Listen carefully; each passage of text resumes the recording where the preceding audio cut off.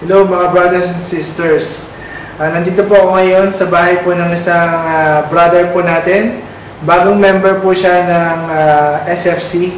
Kakagraduate niya lang po noong last June 1 ng CLP. Si Brother Gerald po. Brother, may yung bagong member ka na ng SFC. Anong expectation mo na mangyayari sa buhay mo or sa iyo personally? Gusto ko pong mapalago ang aking talento para ma-share ko sa aking mga kuya at mga ate with Christ. Okay.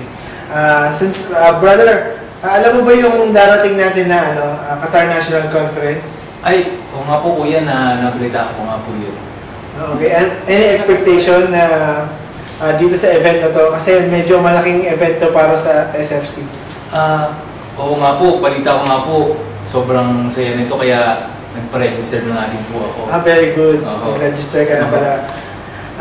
Okay, so anong ina-expect mo? Meron ka pa bang ina-expect dito?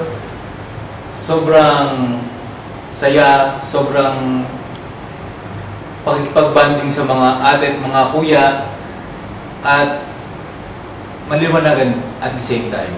Very good. Okay. So sige, tingnan natin kung ano mangyayari dyan sa sa event na yan. Actually, excited na rin ako dyan sa event na yan. Anyway, mga brothers and sisters, kung hindi pa kayo nag-register dito sa Qatar National Conference, mag-register na po kayo. Just contact our secretariat, si Brother Jess or si Sister Ferlin. And this is Richie Esconda for the upcoming 7th Qatar National Conference. Thank you.